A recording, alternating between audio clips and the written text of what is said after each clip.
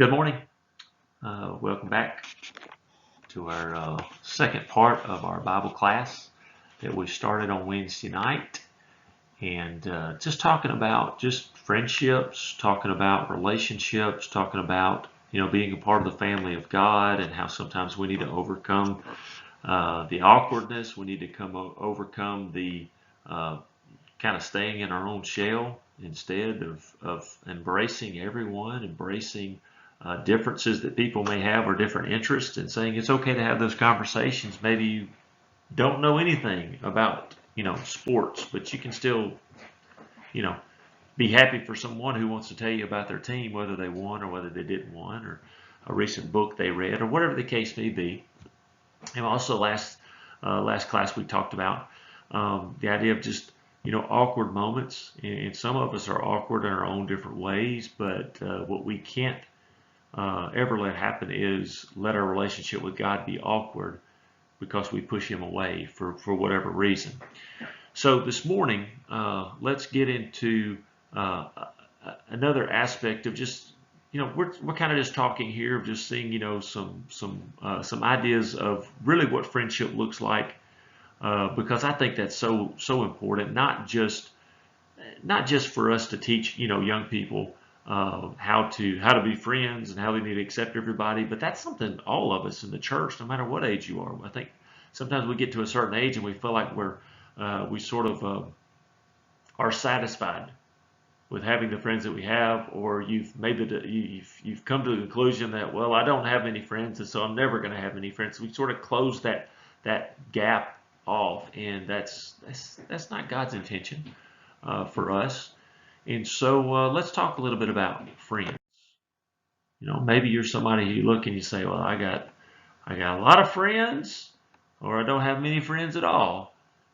At the end of the day, part of thinking about yourself as being a part of a family is the idea of having a bunch of friendships. So let's start off with some questions. Okay, the first question is, what's the best quality in a friend? If we're just saying, what do you look for, or think about the friends that you have right now? What do you appreciate about them the most? What is the best quality? And certainly if you're with somebody right now, with a group of people, maybe you pause and you talk about that for a moment. I asked our college students one time this question, and sort of the consensus was two things: honesty and loyalty.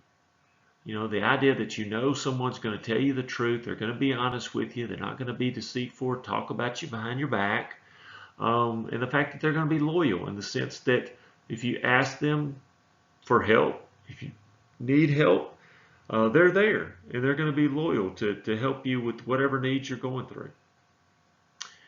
But on the other hand, what's the worst quality in a friend? You talked about the best qualities. Maybe you pause the video for a moment and you say, well, what are the worst qualities?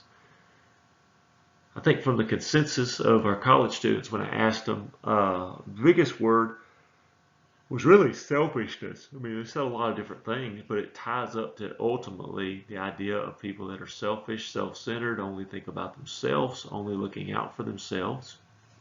And so here's the idea. When we look at the church, we look at the body of Christ, and we look in general of relationships with people, well, we know what are good qualities, we know what are bad qualities, and so we kind of examine ourselves first and foremost and say, you know what, where do I fall into those two categories? In other words, would you consider yourself to be a good friend? We came across an article. This was a few years ago. It was probably 5 or 6 years ago. I can't remember, but it had an interesting title because it said how to have no friends. So let's take a look at these for a moment. These are basically kind of the sarcastic or the opposite way of telling people, if you want friends, do this. Well, if you want no friends, well, first of all, talk about yourself. The article said, basically make sure that every time you have a conversation with someone, you always steer the conversation back to you. It's a very effective technique of where you're having no friends. It's sort of that concept. We talk about self-centeredness or selfishness, and we as the church, we don't we don't have we don't have people that are the center of attention. We can't have people that are the center of attention because we already have a center of attention. That center of attention is Jesus Christ. That is the core. That is the cornerstone. That is what we're built on and built around. He is the head. We are a part of his body. The second one was be dishonest. Make people know that you can't be trusted. So any opportunity you have to be dishonest to people, then do that. It's a surefire way to have no friends. Talk about your friends. If you say, hey, these people are my friends, and you act real friendly, but to them, but when they walk away, you're always making fun of them. You're always talking about them behind their back. Or better yet, when you're in it's just you and them, you act like everything's fine and y'all are best friends, you get along, but then when you get in a group, you say mean things about them, you hurtful things about them. It says, you know what? Make fun of at least 3 people a day.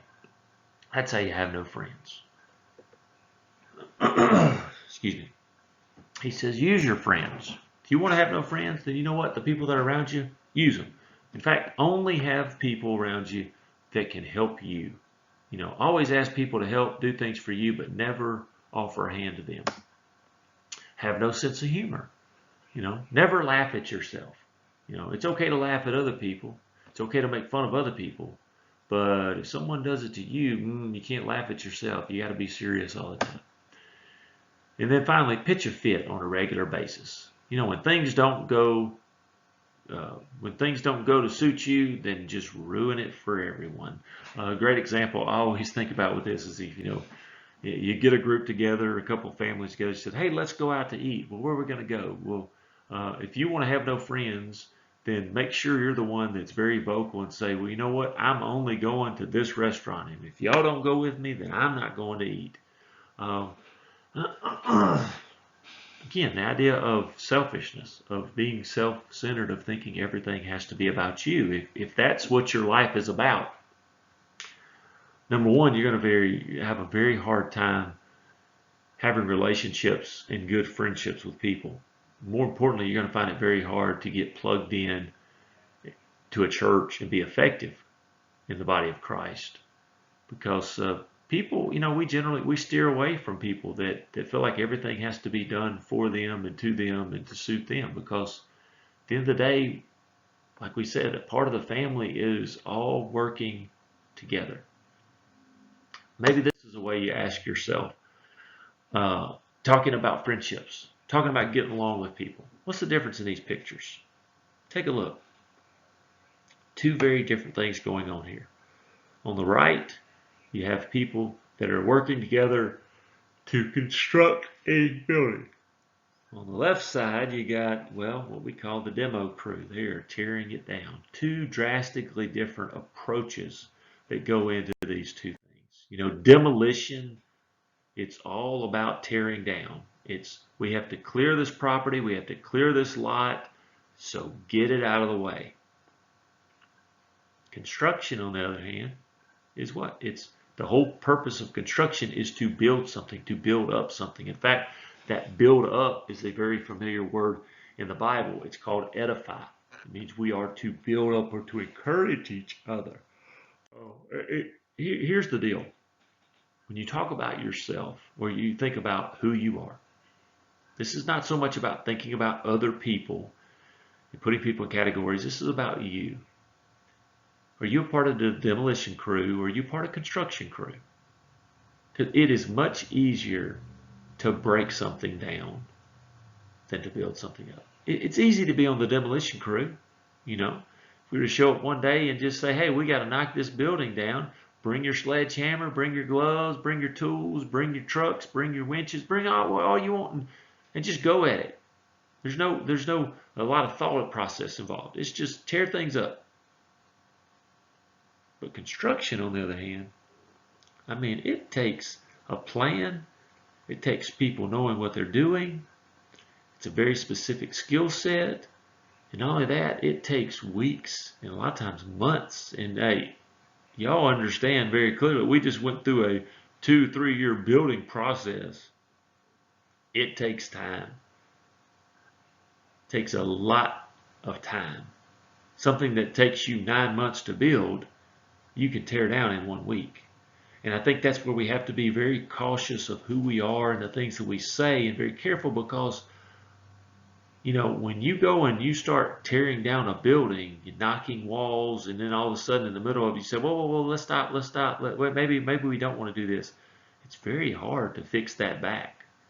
It's very hard to say, oh, well, let's put the concrete back up that we just knocked out, the cinder blocks. It's almost impossible. That's very much like the words that we use in our relationships. We have to be builders. Can't be people who are just looking to tear things down. You know what else we can't be? We talk about friendships. We talk about relationships, getting along. Is we can't just simply be the critic. Critics, they have a lot to say, but they do very little. They're more interested in making themselves look good and other people bad. And here's the thing that I guess people don't understand is, if you are a critic and you're always a critic and you're always a complainer, everybody else knows that.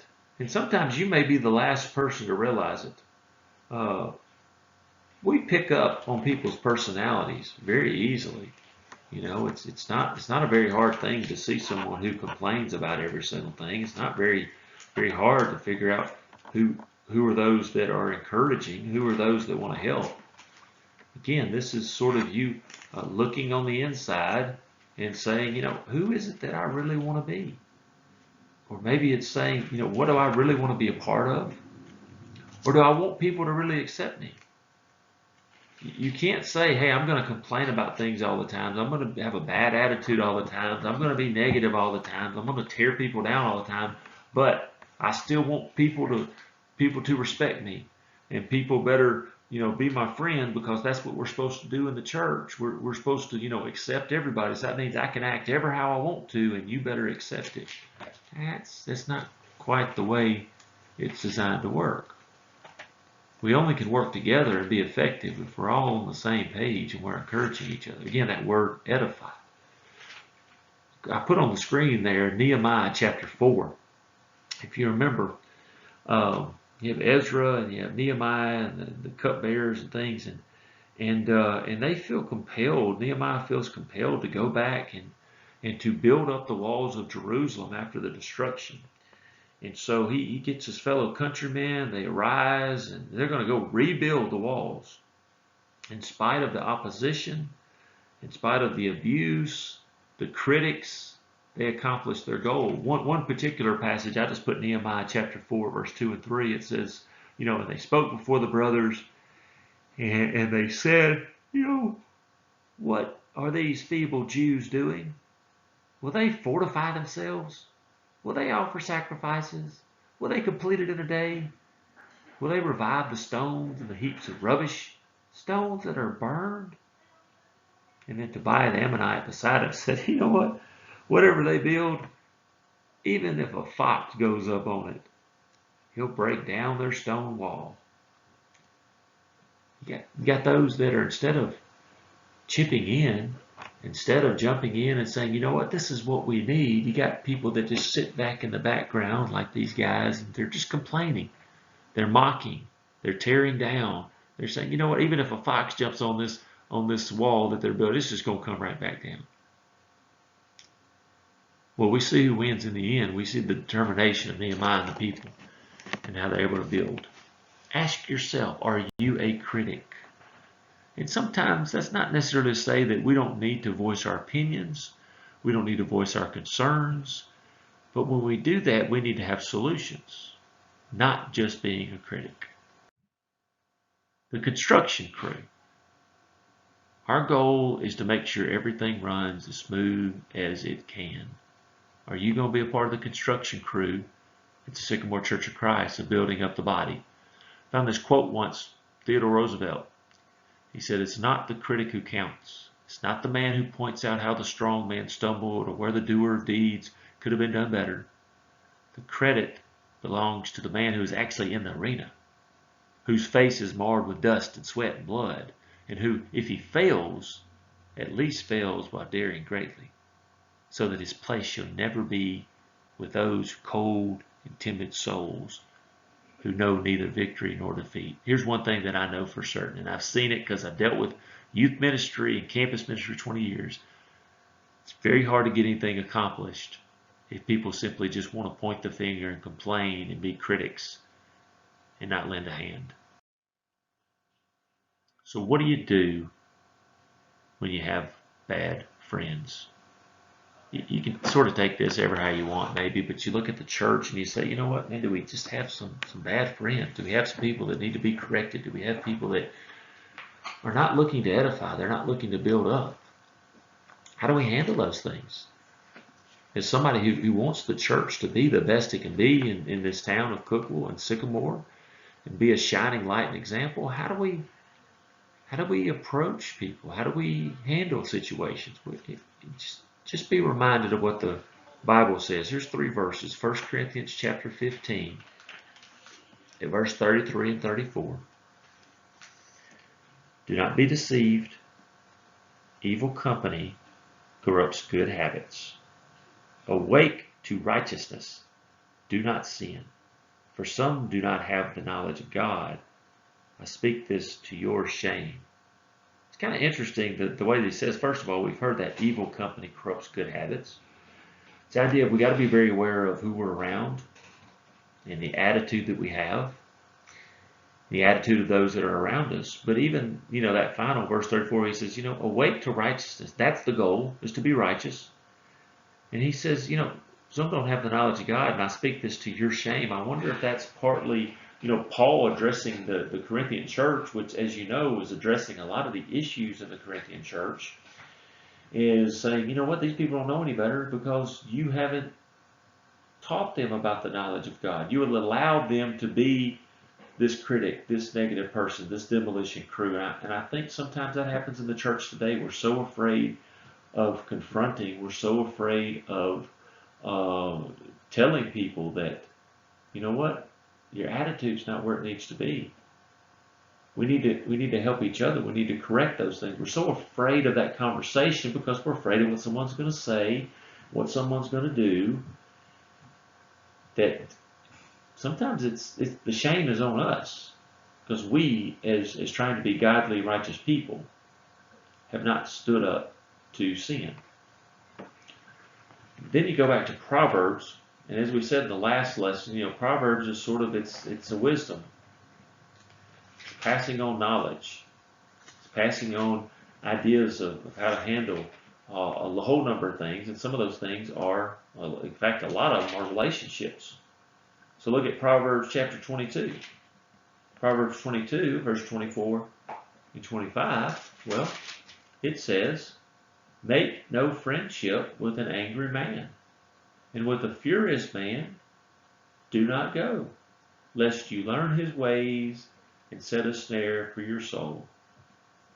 No matter what age you are, young or old, no matter how long you've been a Christian, you've lived around the world and you experience how easily it is to rub off on someone else, or to rub your attitude, or to someone else rub their attitudes on you. And so, this wisdom here is, look, make sure that you're not hanging around with angry people, because when you do, that's going to rub off on you. Don't make friendships with people like that.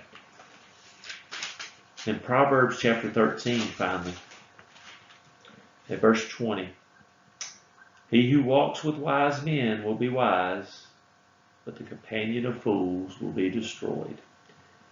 The reason I really enjoy that verse, and I look at that verse often with our college students, is, when we talk about friendships, relationships, especially in the church, and even how those outside of the church can definitely affect the relationships we have in the church. You walk with wise people, you become wise. And the reason you become wise is because they say wise things, they do wise things, and that rubs off on you. But the second part of that, when he says, if you have companion of fools, he didn't say you'll become a fool, but he says you'll be destroyed, because here's in the nutshell, here's what happens. Foolish people do foolish things.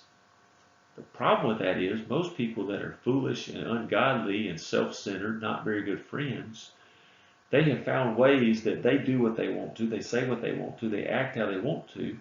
But when it's time for someone to pay the consequences, they've also figured out, hey, I can get out of the situation. I can get out of the situation, and I'll leave you there, and you have to deal with the consequences.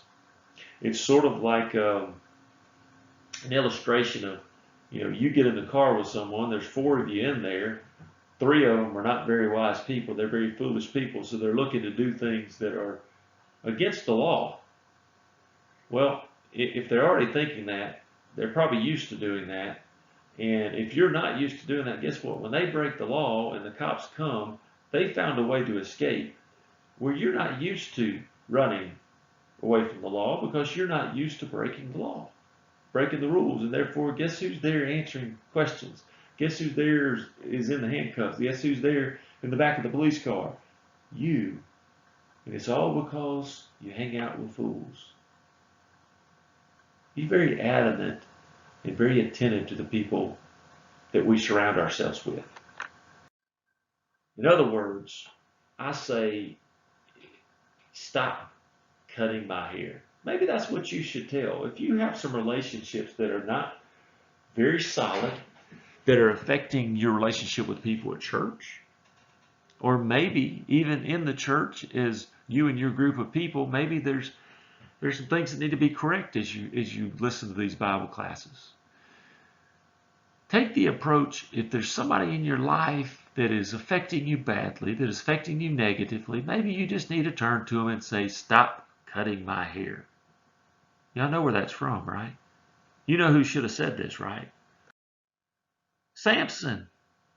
When you go back in Judges and you read in Judges, again, talking a little bit of history here, before the kings, God had placed judges in charge to rule over the people, and sometimes it was to give them advice, sometimes it was to tell them how to handle situations, other times it was sort of in a warrior sense of somebody that would lead them to battle.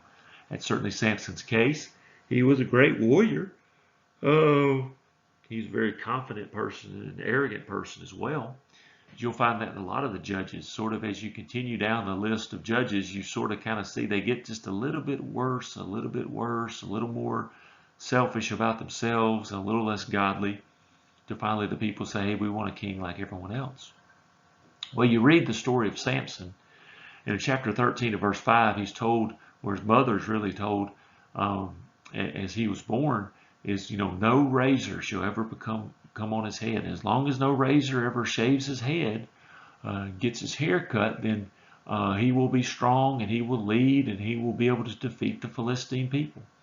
And he did that. You remember the stories of him picking up the jawbone of a donkey and slaying 1,000? You remember the story of him ripping off the door of the city? You remember him getting the foxes and tying the tails together? Very, unique and fabulous stories if you're just talking about storytelling.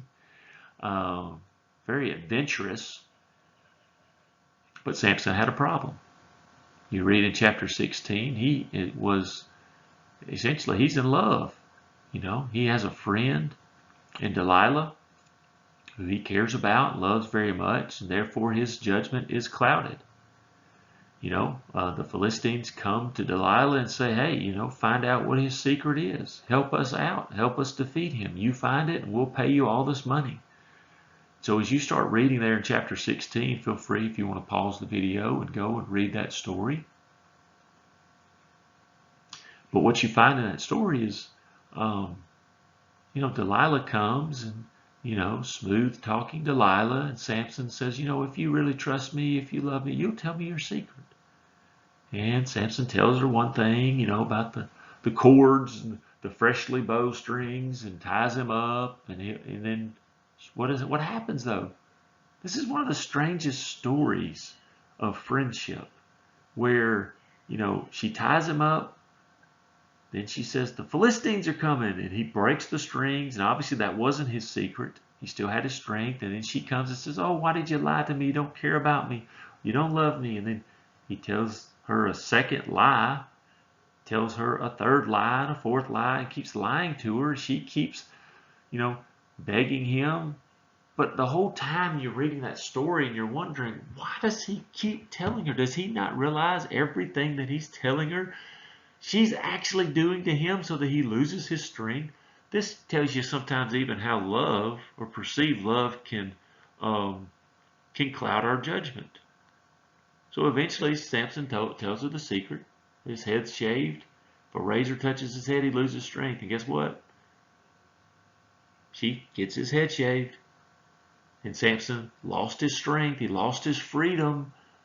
He lost his ability to serve God because he trusted the wrong person. See, he let his love, he let his emotions, he let his feelings get the best of him. And you see what happened. How many times does this happen to us where we trust the world or we trust bad friendships, and it severely affects our relationship with God? It affects our relationship with people in the church and overall, which is to be a part of the family. Sometimes maybe we just need to say, you know what, stop cutting my hair. No matter how hard those conversations are, we got to have them. And even with our brothers and sisters, no matter how hard those conversations are, we got to be people who build each other up, who lift each other up. We cannot be critics. We cannot be a part of the demolition crew. We got to be on the construction crew. Hopefully you'll consider these things. Think about, again, not other people necessarily. Think about you. Think about what is best for you. Think about how you affect other people's relationship with God, and how you can be better, and how you can do better, and how you can be somebody who is honest and who is loyal, and not just someone who's looking to serve themselves and other people in service. Well, let's work together. Let's make Sycamore the best place it can be. We've got great things in store. We got great things we can be a part of. How we can help so many people. We can help each other out. But we got to be willing to work together as a family. Have a good day.